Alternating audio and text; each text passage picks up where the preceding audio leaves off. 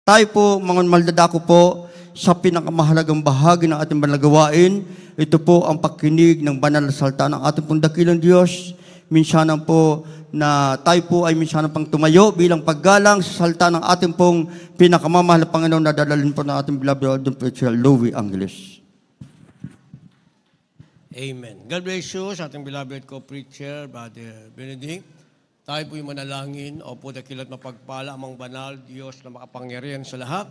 Aming pinakamamahal na Panginoong Hesus, Diyos na balay sa pagkagalit sa kahabagan, sa pangunang panalangin po ng aming ginagalang mga pastor and time prophet, beloved Arbal Evangelist Welder Almeida. Maraming pong salamat, Lord God, sa paglangis mo sa bawat bahagi na iyong balagawain na tapos na sige sa pagkilos mo mainam sa aming kalagitnaan at bagong lahat. Kami po'y nagpakumbaba, lalo bang lingkod sa aming nagawang pagkukulang, pagkakamali, pagkasala kabaga mo kami patawarin, lubos-labis po kami nagsisaking mga labi malapay noon. Ikaw po maglagay, makatagal dapat kasi ikaw aking naasahan bukas ang pangunawa, kaisipan ng bawat na pakinig at patuloy mo kaming samahan ng iyong kapangyarihan sa pangalan ni Jesus. Unbelief and doubt, Satan cast out, be bound into hell, and be there forever in the name of our dearest Jesus we pray. Amen and amen. Everybody say, praise the Lord. Una tingin sa lahat, ang pinakamataas na pagpupulit, pasalamat, kaluwalhatian at kadakilaan ay tangi lamang sa ating Diyos na buhay at makapangyarihan, walang iba sa ating pinakamamahal na Panginoong Jesucristo. At po'y nagpaabot ng dobling paggalang sa ating pong beloved Arbal Evangelist Welder Almeida, the end time prophet of our loving God. At patuloy po ang ating pag-alala kailanman ay hindi natin malilimutan ang mga turo at aral na iniwan ng ating beloved Arbastan Pastor, our beloved Mama Dear. At ako po'y nagpaabot ng paggalang, pagbati sa mga beloved children, ang ating beloved parents in the Lord. At magandang hapon po sa inyo lahat, sa ating pinagpalang mga baguhan, at sa ating po mga pinagpalang viewers sa ating live webcast. Ngayon po ay Easter Sunday, mga minamahal, sinasabing linggo ng pagkabuhay. Nang ibig sabihin, ang Diyos ng sanlibutan ay namatay noong Biyernes at nagkaroon ng salubong ng Sabado, ngayon naman ang kanilang Diyos ay nabuhay. Subalit unawain natin ano ang tunay na kahulugan nito. Kaya ang ating tatalakayin, pamagatan nating a warm welcome. A warm welcome, ang ibig sabihin niyan, mainit na pagtanggap o mainit na pagsalubong. Basahin po natin ang ating teksto sa ating mga beloved Bible readers. Dito po sa Juan 20, talatay 26 hanggang 28, ganito po ang pagkasulat. At pagkaraan ng 8 araw ay muling nasa loob ng bahay ang kanyang mga alagad. At kasama nila si Tomas. Dumating si Jesus na nakapipinid ang mga pinto at tumayo sa gitna at sinabi, "Kapayapaan ang sumainyo." Nang magagayon, sinabi niya kay Tomas, "Idaitin mo rito ang iyong daliri at tingnan mo ang aking mga kamay. At idaitin mo rito ang iyong kamay at isuot mo siya sa aking tagiliran at huwag kang di mapanampalatayahin kundi mapanampalatayahin." Sumagot si 28, sumagot si Tomas at sa kanya'y sinabi, "Panginoon ko at Diyos ko." Amen. Amen. Palakpakan po natin ang malakas na palakpak ang ating mahal na Panginoon, ang ating Diyos sa langit na makapangyarihan ang magpala ng kanyang banal na salita. A warm welcome o mainit na pagtanggap o mainit na pagsalubong. Yung ating nabasang kasaysayan, mga minamahal, ang ating Diyos mula sa libingan ay muling nabuhay, mga minamahal. At sabi ng ating nabasa, pagdating ng 8 araw, nakapinid ang kanilang pintuan, nakapinid ang mga bintana, sa loob ng room, mga minamahal, sa isang silid, ay biglang nag-appear o dumating ang ating pinakamamahal na Panginoong Jesucristo. At itong si Tomas, mga minamahal, para mapatunayan niyang ito, ang ating pinakamamahal na Panginoong Jesus na namatay at muling nabuhay pagkatapos ng 3 araw. Ang kanyang kamay ay isinuot niya sa butas ng ating mahal na Panginoon, sa butas ng kamay ng ating mahal na Panginoon. Dahil ang ating pinakamamahal na Jesucristo, mga minamahal, ay ipinako sa krus doon sa Kalbaryo. At gayon din naman, pagkatapos noon, siya po sinaksak sa tagiliran. Kaya yung daliri ni Tomas ay itinusok niya sa tagiliran ng ating pinakamamahal na Panginoong Jesucristo. At napatunayan niya sa kanyang sarili na yung kanyang kaharap, ito si Jesus. Ito ang nangangaral sa kanila, mga minamahal. Ito rin ang kanyang nasaksihan na Diyos na namatay sa krus ng Kalbaryo at nasaksihan niyang muling nabuhay. Kaya pumasok ang sinasabing warm welcome o mainit na pagtanggap o pagsalubong. Papaano niya welcome ang ating mahal na Panginoon? Ang sabi niya, Diyos ko at Panginoon ko. Sa madalit salita, mga minamahal, yung taong si Jesus na kasama nilang kumakain. Ang taong si Jesus, mga minamahal, na kasama nilang nangangaral. Ang taong si Jesus, mga minamahal, na kasama nilang gumagawa ng maraming hamala. Ang taong ring ito, ang nakita niyang namatay sa krus ng Kalbaryo. Ang pakakilala niya yung tao, mga minamahal, subalit nagkaroon ng katuparan ng sinasabi ng ating mahal na Panginoon. Sinasabi niyang siya'y tao, pero siya'y gumagawa bilang Diyos na Ama na sa langit, at siya'y mamamatay. Pagdating ng 3 araw, muli siyang mabubuhay at nagkaroon ng katuparan at nakilala ni Tomas, ang taong si Jesus ay hindi lamang tao, kundi Diyos na makapangyarihan na nagkatawang tao. Kaya ang sabi niya, Panginoon ko at Diyos ko. Nakilala niyang ito palang Ama sa langit na nagkatawang tao, sinasabing a warm welcome. At ang pagkabuhay ng ating mahal na Panginoon, sa sanlibutan ay tinawag na Easter Sunday o linggo ng pagkabuhay, mga minamahal. At ang linggo ng pagkabuhay sa sanlibutan ay paulit-ulit nilang ginagawa. Panood natin sa telebisyon, mga minamahal, meron pang nagpapako sa krus at siya ngayon ay 63 years old na. Ilang panahon niya nang ginagawa, mga minamahal. Dahil naging panata nila, mga minamahal. Ibig sabihin, pangakong gagawin nila. Pero sa banal na kasulatan, ang Diyos na totoo ay minsang nabuhay sa sanlibutan, nagkatawang tao, minsan ding namatay, at minsang nabuhay na natiling buhay bilang Diyos na makapangyarihan sa ating mahal na Panginoon. So sa banal na kasulatan, ang sinasabing Easter Sunday, ang ibig sabihin niyan ay lively hope. Easter Sunday, yan ay sinasabing linggo ng pagkabuhay. Sa banal na kasulatan, ang tawag dyan ay resurrection. Ibig sabihin, muling pagkabuhay. Na ang kahulugan ng resurrection ay lively hope. Sa Tagalog ng lively hope ay buhay na pag-asa. Ibig sabihin, ikaw na walang pag-asa. Kaya nagkatawang tao ang Diyos, pag sinampalatayanan mo, siya ang Diyos na iisa na sa langit, na nagkatawang tao na matay sa krus ng Kalbaryo at nabuhay sa kanyang pagkabuhay, ikaw na niwala o ikaw na nagbigay ng warm welcome, ay magkakaroon ka ng sinasabing buhay na pag-asa.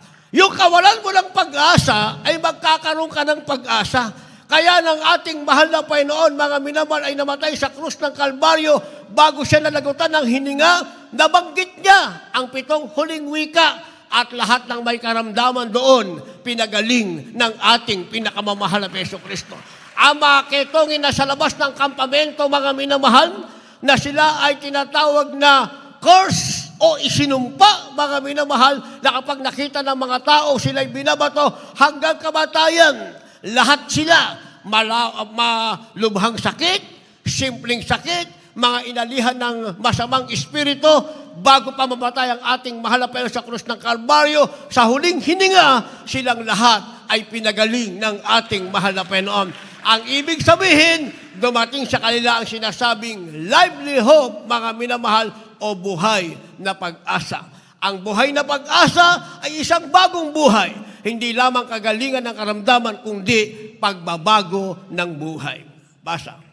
Dito po sa unang Pedro Kapitulo 1, ang bersikulo po ay 3 at 4. Purihin nawa ang Diyos at Ama ng ating Panginoong Hesukristo, na ayon sa kanyang malaking awa, ay ipinanganak muli tayo sa isang buhay na pag-asa sa pamamagitan ng pagkabuhay na maguli ni Hesukristo sa mga patay. sa isang manang di nasira at walang dungis at hindi kumukupas na inilaan sa langit para sa inyo. Palakpakan natin ang ating mahal na Panginoon. Lahat magsabi ng praise the Lord. Ito pala ang resulta ng warm welcome.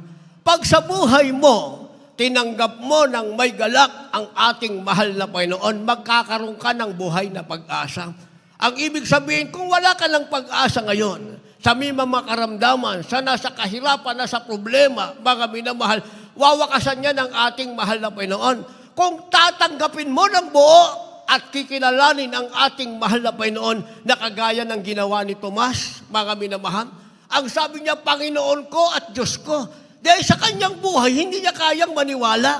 Paano siya maniniwala, mga minamahal? Kasama niya araw at gabi ang ating mahal na Panginoon. Sila'y taong kumakain ng ating Diyos bilang tao, kumakain. Sila'y umiiyak at nanalangin ang ating mahal na Panginoon bilang tao, umiiyak at nananalangin. At nakita niya paano hulihin ang ating mahal na Panginoon. Nakita niya paano lataguhin ang ating mahal na Panginoon. At nakita niya paano umagos ang dugo mula sa ulo, sa katawan ng ating mahal na Panginoon hanggang kamatayan. Nakita niya paano siya maniniwala. Ito ang Diyos, mga minamahal. Pero binuksan ang kanyang isipan nang makita niyang ang namatay ay muling nabuhay.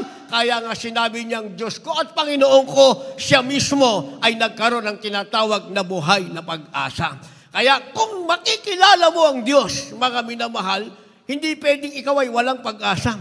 Kung makikilala mo ang Diyos ngayon, nasa iyo ang sinasabing lively hope o buhay na pag-asa. Ito ang kahulugan ng sinasabing pagkabuhay namang muli o resurrection, maling tawag ng salibutan, tinawag nilang Easter Sunday. Kaya sabi ng ating nabasa, purihin nawa ang Diyos at Ama ng ating Panginoong Jesucristo na ayon sa kanyang malaking awa, ipinangalak tayong muli sa isang buhay na pag-asa. Kaya nga tayo binautismohan para mapatawad ang ating kasalanan. At nung napatawad ang ating kasalanan, tayo mismo ang magsasabi, mga minamahal, dumating sa atin ang buhay na pag-asa. Dahil yung ating kahirapan, yung ating karamdaman, yung walang kapag-asa, bunga yan ng ating kasalanan. Kaya ang bautismong tinatanggap natin, hindi yan basta sumali ka lamang, hindi basta napilitan ka lamang, dahil yan na ang simula ng iyong buhay na pag-asa. Kaya ang nagpapabautismo, dapat inuunawa mo, bakit ka nabautismohan? Basta ka na lang ba inilubog sa tubig, mga minamahal? Kagaya ng practice ng iba, na si Kristo ay tao lamang sa kanila. Kinakailangan pag inilubog ka sa tubig, sasabihin mong nakita mo ang Diyos. Kung hindi mo sasabihin nakita mo ang Diyos, hindi ka nila titigilang kalulubog sa tubig. Pag sinabi mong nakita mo ang Diyos, ititigil na nila. Doon pa lang kasinungalingan na. Pero sa katotohanan, sa Jesus Miracle Crusade, mga minamahal, pag binautismohan ka, inilubog ka sa tubig, ang ibig sabihin, inilubog ang lumamong pagkatao, napatawad ang iyong kasalanan. Pag-ahon mo, ang tawag sa iyo, isang bagong nilalang, bilang isang bagong nilalang, meron kang sinasabing lively hope o buhay na pag-asa na ito ang kahulugan ng tinatawag na muling pagkabuhay ng ating pinakamamahal na Panginoong Jesucristo. Kaya sabi ng ating nabasa, mga minamahal, muli tayo ipinangalak na muli sa isang buhay na pag-asa. Ang sabi, sa pamamagitan ng pagkabuhay na muli ni Jesucristo sa mga patay. Kaya nabuhay uli ang ating mahal na Panginoon para ibigay sa atin ng isang buhay na pag-asa. Sabi ng verse 4, sa isang manang di nasisira at walang dungis at hindi kumukupas na inilaan sa langit para sa inyo. Yung palang pagkabuhay na magmuli ng ating mahal na Panginoon. Ito palang sinasabing lively hope kapag meron kang warm welcome sa mahal na Panginoon, tinanggap mo siya ng may galak sa puso mo, nakilala mo siya, ang sabi, mana mo pala ito. Ang sabi, ito ay manang hindi nasisira, inilaan sa iyo. Ang sabi, ikaw ay inilaan ng Diyos na tagalangit, meron kang isang buhay na pag-asa. Dahil kung hindi mo makilala ang Diyos, kahit anong gawin mo, mga minamahal, lahat ng palaspas, bilin mo. Magsakripisyo ka, magpapako ka sa krus ng paulit-ulit. Pero hindi mo alam ang katotohanan ng buhay na pag-asa. Wala kang warm welcome. Ang Diyos mo ay Diyos na ginawa ng kamay ng tao, hindi ang Diyos na gumawa sa iyo. Kahit paulit-ulit na butasan mo ang iyong kamay at ilagay ka doon sa krus ng Kalbaryo, wala ka pa ring manang hindi nasisira. Pero pag nakilala mo ang mahal na ang kahulugan pala nito ng iyong pagkilala, buhay na pag-asa, meron kang manang hindi nasisira. Ang sabi, inalaan sa inyo ng Diyos doon sa langit, tagapagmana ka ng buhay na walang hanggan.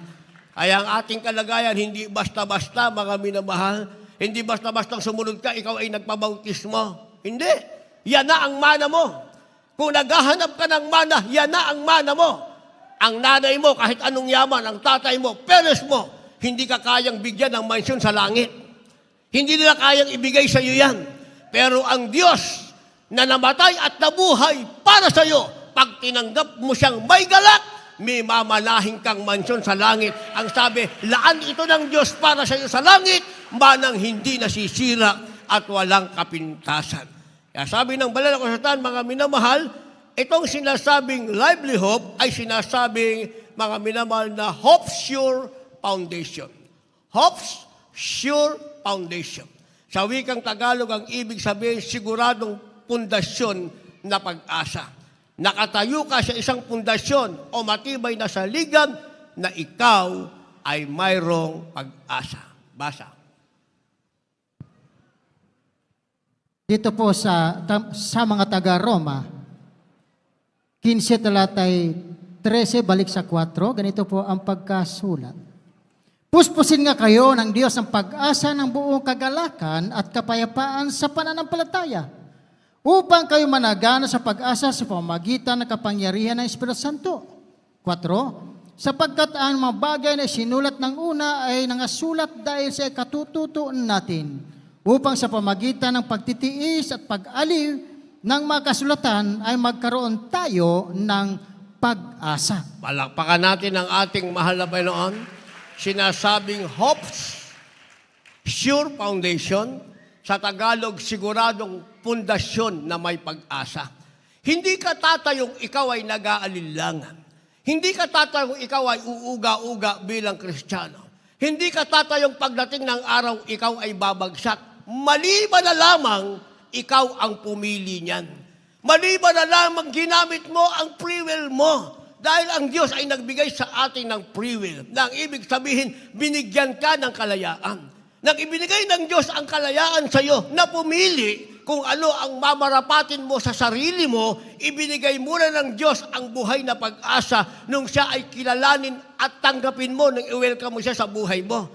Pero ang nakakalungkot isipin, ang pinipili pa rin ng tao, mga minamahal, ay yung pagbagsak niya sa pundasyon na siya ay may pag-asa. Umaalis siya sa foundation, mga minamahal. Simpleng halimbawa, yung magulang mo, Kristiyano, hindi ka niya aalisin sa kamay ng Diyos. Pagkasilang mo, ituturo na sa iyo ng magulang mo ang tamang buhay ng isang tunay na Kristiyano. Pag nagkaisip ka, ipakikilala sa iyo ng magulang mo, ikaw na anak, sino ang Panginoong Diyos, iisang Diyos na dapat mong paglingkuran, na tanggapin mong may galak sa iyong puso. Pero meron ka pa ring free will, mga minamahal.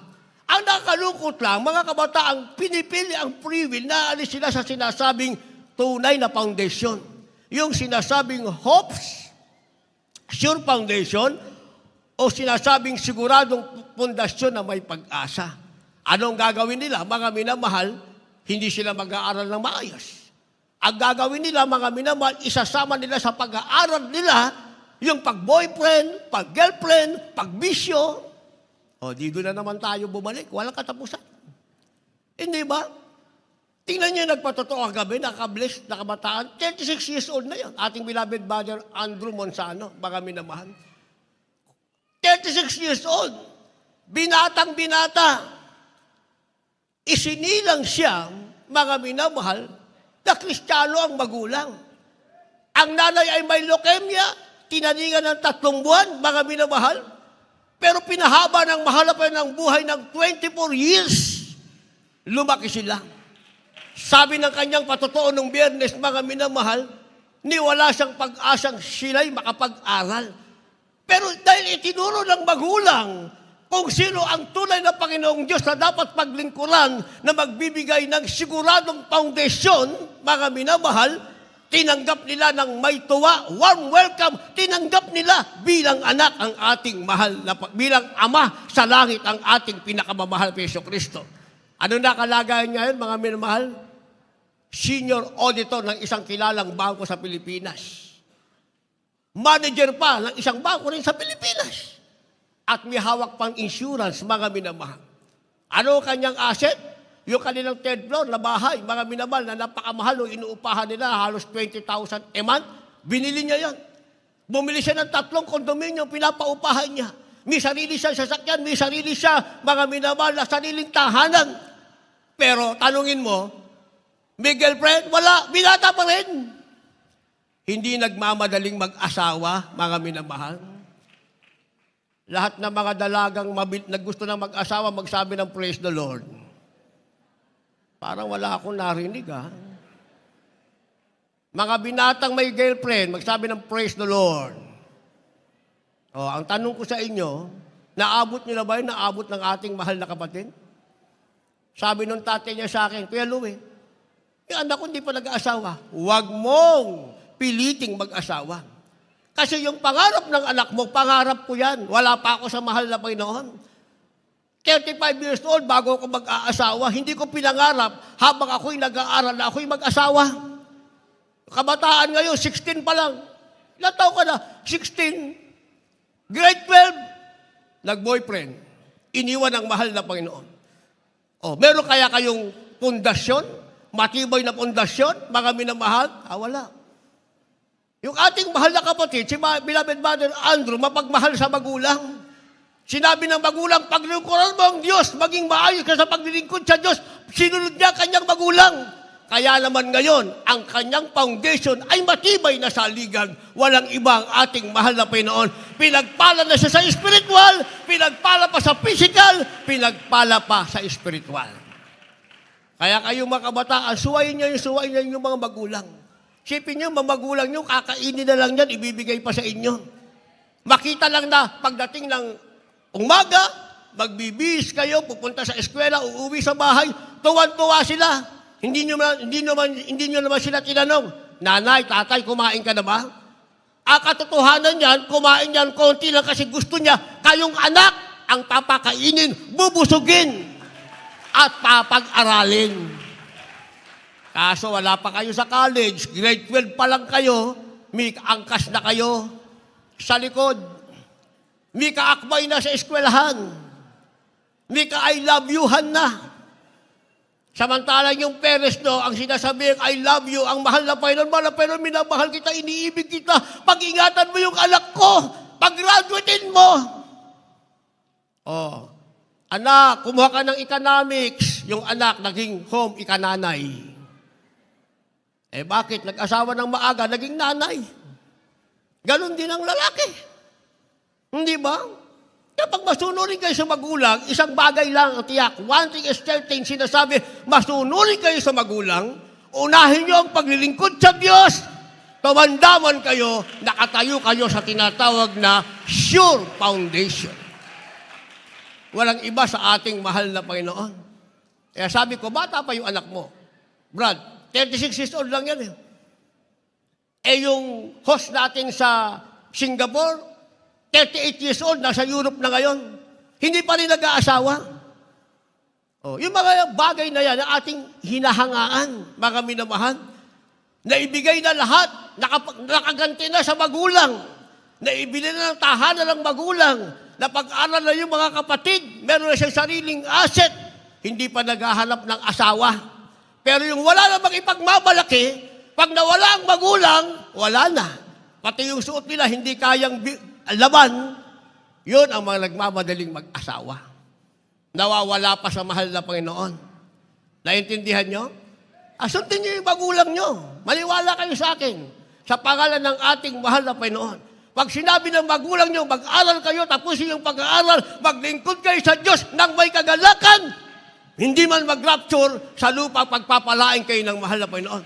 At pag nag-rapture, 100% kasama kayo sa langit. Ang sabi, yaan ay mana inilaan sa langit ng ating pinakamamahal na Hesus Kristo. Nakatayo ka pa sa foundation. Tuloy natin ang basa.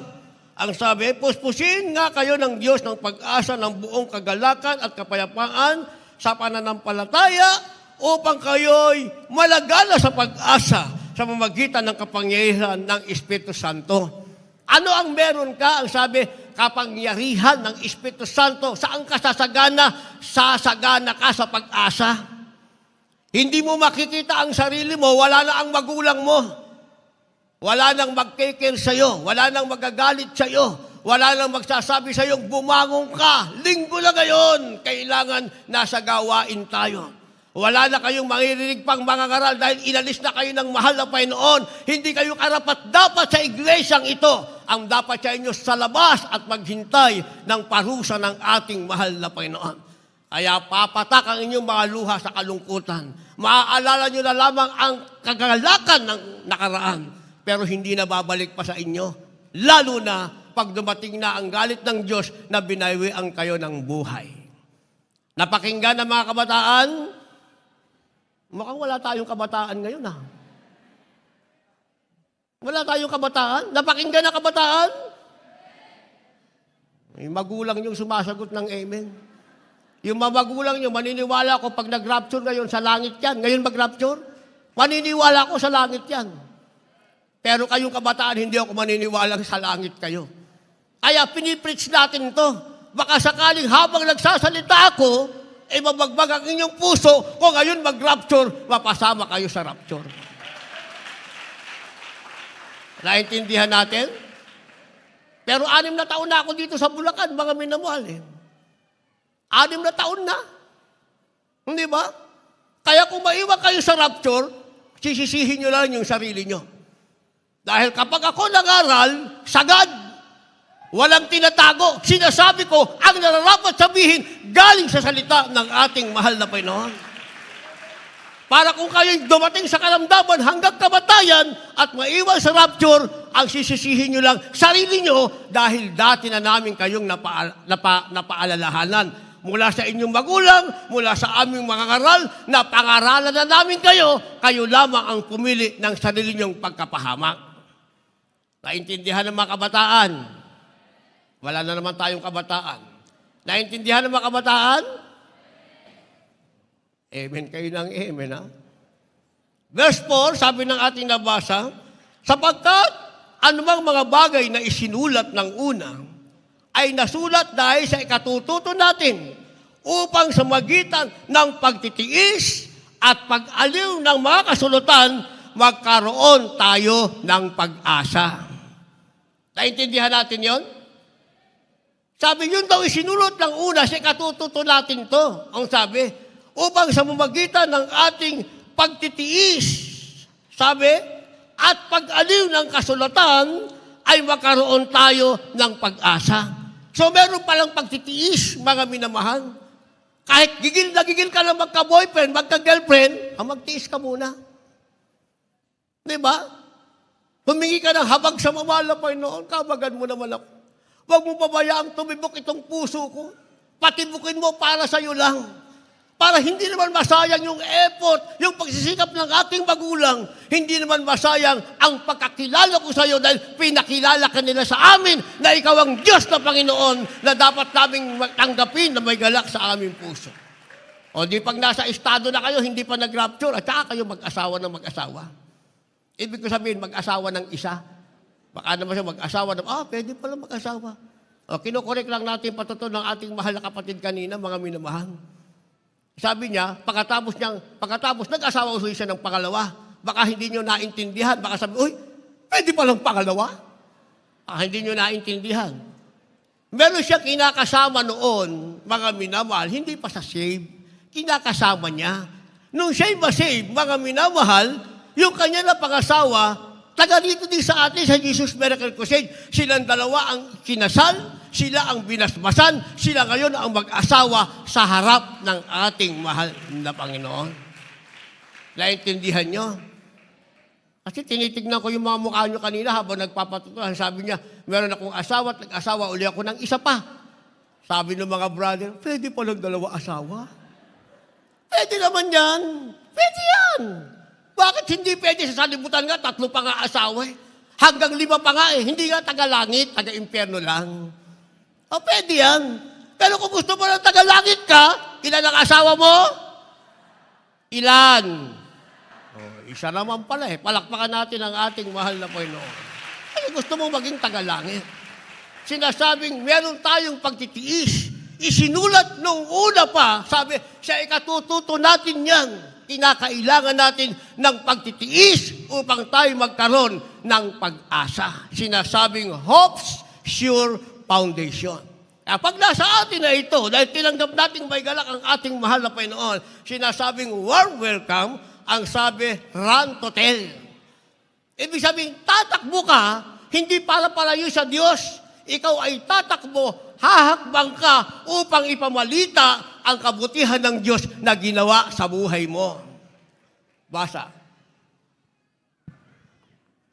Dito po sa aklat ng Mateo Kapitulo 28, ang talatay 1, 5 hanggang 7.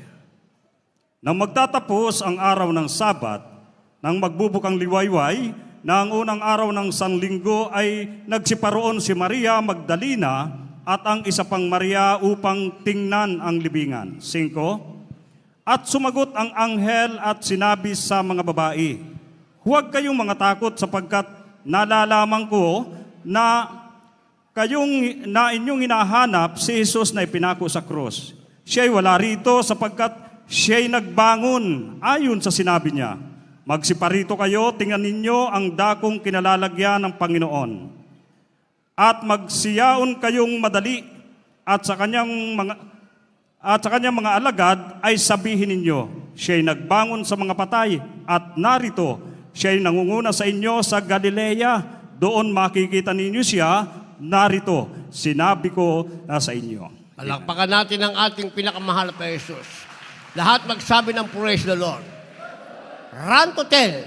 Ibig sabihin, mga minamahal, tumakbo upang ipagsabi. Hindi yung tatakbo ka upang iwanan mo ang mahal na Panginoon, mapagbigyan mo lang yung iyong laman. Maging masaya lang ang laman mo.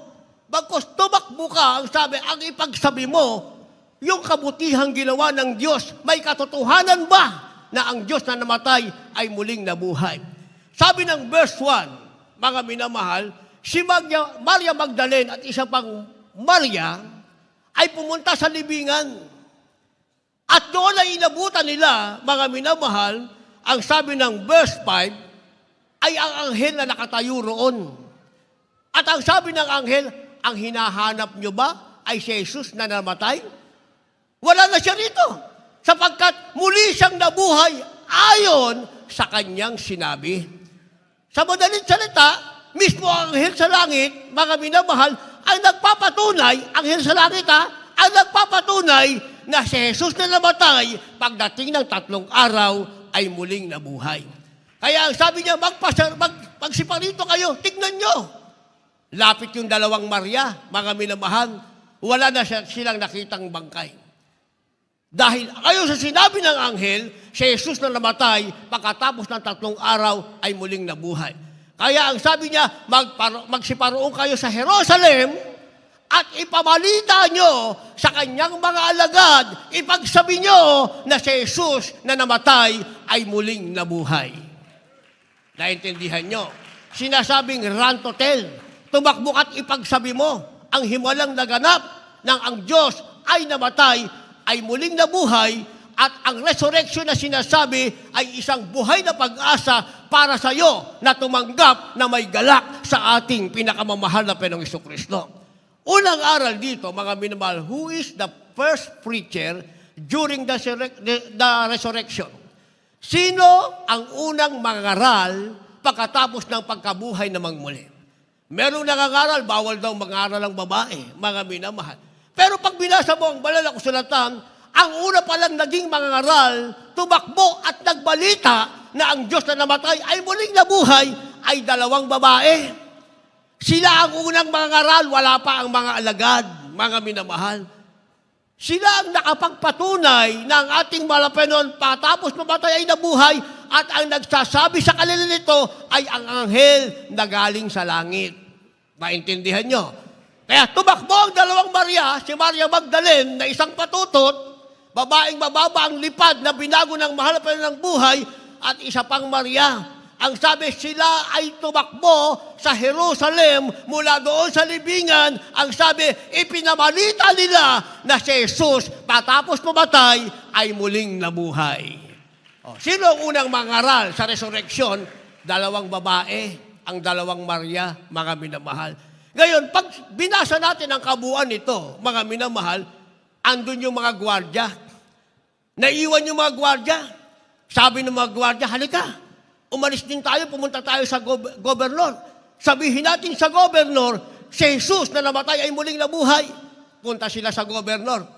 Sinabi, gobernador, totoo ang sinabi ni Jesus na siya'y nangangaral pa, mamamatay siya at muling mabubuhay. Sabi ng gobernador, bibigyan namin kayo ng pera. Huwag nyo nang ipagsabi na si Jesus na namatay ay muling nabuhay. Ang sabihin nyo, kaya nawawala ang bangkay niya kasi ninakaw ng mga alagaan. Kaya sabi ng banal na kasulatan, pag binasa natin to, tinanggap na mga bantay libingan ang suhol ng gobernador. At pagkatapos, ipinamalita nila ang kasulungan at ang kasulungan na yun, yung lay na yun, ay lumaganap hanggang sa mga oras na ito. Kaya pala merong mga tao, mga minamahal, hindi sila naniniwala na si Jesus na namatay ay muling nabuhay. Dahil ang balita na kanilang natanggap ay ninakaw lamang ng alagad ang bangkay ng ating mahal na Panginoon. Pero, ang dalawang Maria, nang sila'y tumakbo mula sa libingan hanggang Jerusalem, ipinamalita nila sa alagad na si Jesus ay nabuhay. Kaya nga si Tomas, nang nakita niya ang butas ng kamay ng ating mahal na Panginoon at tagiliran, ang sabi niya, Panginoon ko at Diyos ko, tinanggap niya na may galak ang ating mahal na Panginoon. Kaya pinagpala tayo. Bakit? Nabuksan ang ating puso at isipan sa katotohanan ito. Na ang Diyos pala nating pinaglilingkuran, walang iba ang ating pinakamamahal na Jesucristo, ang Diyos na tinanggap natin sa ating mga puso, siya pala ang Diyos amang makapangyarihan, nagkatawang tao, ng magkatawang tao, ang pangalan niya Jesus, ang sabi ng banal na kasulatan, ang salitang Jesus ay sinasabing Emmanuel, na ang ibig sabihin, sumasayo ang Panginoon. Ang nasayo, walang ibang ating pinakamamahal na Jesucristo. Sa makatuwid, tama si Tomas. Nang sinabi niyang, Panginoon ko at Diyos ko, tinanggap niyang may galak ang Diyos amang nasa langit na nagkatawang tao. And finally, sabi ng banal na kasulatan, mga minamahal, meron tayong tinatawag na unimaginable promises. Unimaginable, ibig sabihin, hindi maisip na mga pangako. Sa tao, maraming pangako, pero nabibigo.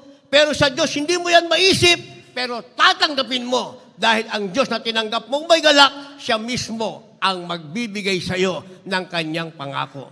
Last verse, maghanda ating magpaawit, mga manugtog. Dito po sa ikalawang sulat ni Pedro, Kapitulo 1, ang talatay 4. Dahil dito ay pinagkaloob niya sa atin ang kanyang mahalaga at napakadakilang pangako, upang sa pamagitan ng mga ito, ay makabahagi kayo sa kabanalang mula sa Diyos, yamang nakatanan sa kabulukang nasa sanlibutan dahil sa masamang pita. Amen. Dagdag, Titus chapter 3, verse 7. Nakahanda ba? Ako na magbasa para hindi masayang ating oras. Additional verses, Titus o Tito, Kabanatang 3, talatang 7, ang sabi, upang sa pagkaaring ganap sa atin, sa magitan ng kanyang biyaya ay maging tagapagmana tayo ayon sa pag-asa sa buhay na walang hanggan.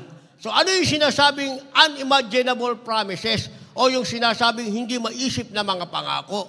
Dito muna tayo sa 2 Peter chapter 1 verse 4. Ang sabi rito, mga minamahal, tayo ay nakibahagi sa kabanalang mula sa Diyos. Kaya naturuan tayo ng ating mahal na magulang sa Panginoon, mabuhay ng may kabanalan. Mga minamahal, from outer to inner man to outer man. Ibig sabihin, mula sa loob na pagkatao hanggang sa labas na pagkatao, yon ang kabanalang itinuro sa atin at meron tayo ang sabi, ito pala ay bahaging mula sa Diyos. Ang sabi, at tayo'y nakatanan sa kabulukan ng sanlibutan na may masamang pita. Natakasan natin ang masamang sanlibutan, ang sanlibutan na may masamang pita. Natakasan natin. Linggo ngayon, ang tao nasa masamang pita ng sanlibutan. Ang tunay na anak ng Diyos na tagapagmana ng buhay na walang hanggan, sila ay nasa gawain ng Diyos, ang kaligayahan nila, damahin ang presensya ng ating mahal na Panginoon. Hindi ang pita ng sanlibutan. Sa Tito, Kabanatang 3, Talatang 7, sinasabing, pagkaaring ganap sa biyaya ng Diyos, tayo ngayon ay naging tagapagmana ng buhay na walang hanggan. O, anong meron ka ngayon? Nang tanggapin mo yung magalak ang ating mahal, anong meron ka ngayon? Ang sabi, tagapagmana ka ng buhay na walang hanggan. Kaya sa lupa pa lang, magalak ka na. 100% sure ikaw ay tagapagmana ng buhay na walang hanggan. Tayong lahat ay tumayo. Meron kayong madalang bisita, mga minamahal, nasa labas, nasa likod, nasa harapan, dalhin nyo sila sa harapan. Kung nais nila tanggapin na may galak ang ating mahal na Panginoon at magkaroon sila ng sinasabing unimaginable promises, pangako ng Diyos sa lupa pa lang, tagapagmana na sila ng buhay na walang hanggan. Tayo yung bawi. Hallelujah.